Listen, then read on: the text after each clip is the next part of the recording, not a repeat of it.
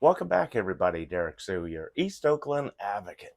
Well, California Prop 1, Gavin Newsom's proposition to uh, gain some mental health, to deal with the mental health crises that is plaguing California. And so Prop 1 passed. I mean, it was barely 50.2%.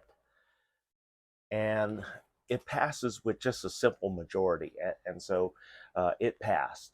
And it was very, very close contest. And it was announced earlier today that Prop 1 has won, and all the votes are in and counted. And so it'll be certified next month on April 12th, and it will go into law. So here's what Prop 1 is about. And I support Prop 1 against a lot of my homeless advocates. I do support Prop 1 because a change is needed. And I side with Governor Gavin Newsom on this, in the fact that it it literally mirrors the conservatorship court for families across America. And so this system's been in place for a long time, and it deals with the mental competency of the individual in question. And it affords an opportunity for uh, a conservatorship judge to determine if the person is able to make rational decisions on their own. And I know about this because my dad went through a conservatorship court. My sister put him through that, and then he became uh, conservator. The conservatorship was over him, and she was his conservator. And so she was responsible for his well-being, making sure his bills were paid, his hospital medications, everything was addressed. And so um, very similar, same thing. A competency hearing is the first step. Uh, and right now, the only county which is exempt from Prop 1 right now is Alameda County, because of the fight that we put up here in Oakland. And so Oakland specifically is exempt from Prop 1 currently, until some other guardrails are put in place. So, anyway, I support Prop 1, and the first thing that it does, $6.3 billion will be set aside for housing, creating that housing for veterans that are living on the street. So thumbs up on that, because that's a big one that's desperately needed. But also for those that have mental illness and uh, refuse to go into uh, the available housing that's coming online, or that is going to be offered through Prop 1, the construction just for veterans. So they'll have the opportunity to really get into housing and work on whatever is their ailment. Could be PTSD, could be traumas from the wars that they've been through, and the training, and other things. And then also dealing with PTSD and trauma from living homeless. Uh, Everyone qualifies for that. So that's probably the number one thing that's going to be tested, um, because everybody's going to have uh, trauma if you've lived homeless. I've experienced trauma.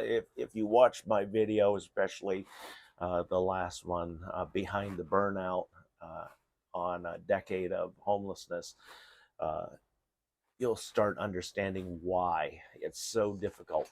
And anybody who says that they want to live that way is insane, or number two, a criminal. That those are the only choices. There's nothing in between, literally, because I've experienced those that live unhoused, homeless, and I try and have a rational conversation about housing with them.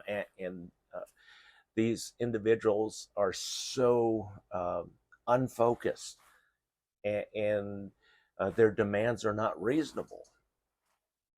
And so uh, that's why we need these types of uh, conservatorships to help these folks off the streets, because these are the folks that um, you're going to encounter, the police encounter time and time again, as they call them, frequent flyers, because the police contact them so often.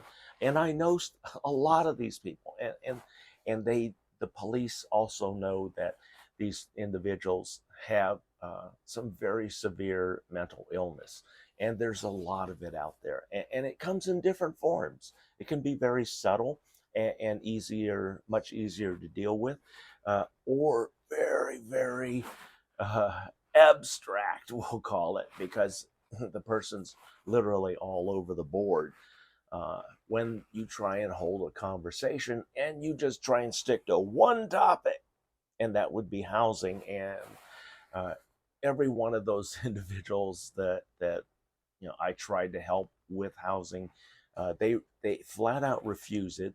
Um, uh, Even though I have literally put 100 people into housing throughout Alameda County, and these individuals are just dead set on unreasonable expectations from the city. And so that's why I say, well, it's not up to me to determine their competency in rational decisions, even though I have formed an opinion. It is up to a neutral judge with a line of questioning that would be essentially like a psychiatric doctor who would determine mental competency. And that's what the judge is doing. And if the judge has more questions on that, he can request an actual mental competency uh, test by a professional medical psychiatrist. So these are some of the things that I'm looking forward to seeing happen, uh, because there's a lot of mental illness out there, and some of the folks out there, they're making really bad decisions, and unfortunately some of my colleagues, the advocates, are helping them maintain that uh, illness, and rather than helping them to move forward with proper treatment, and we can get some housing for them similar to what they want, but it has to be in a structured environment, not in a Wild West type environment like we see in West Oakland, which keeps trying to reappear. And so, uh, anyway, I approve of Prop 1. A lot of my colleagues, I'm sure I'm going to hear from you about this, and especially on the Monday Hog meeting. I'm sure I'm going to take some flack on that, which I fully expect. But here's the difference. I actually lived with a lot of these mentally ill individuals. I represented them in mental uh, hearings. I represented them at the hospital when they needed treatment. So I think I know a little bit about what's going on, and things have to change. There has to be significant change and significant funding. And this is a first step into first significant funding for housing and for treatment, and to start dealing with the folks that have serious, serious mental illness. Even though they don't want to admit that they're mentally ill, they are. And there's a saying that says, crazy people don't know they're crazy. And that's what's going on. And if we keep going down the road that we're going on and not helping these folks in some form or some manner to get treatment, yeah, we're there.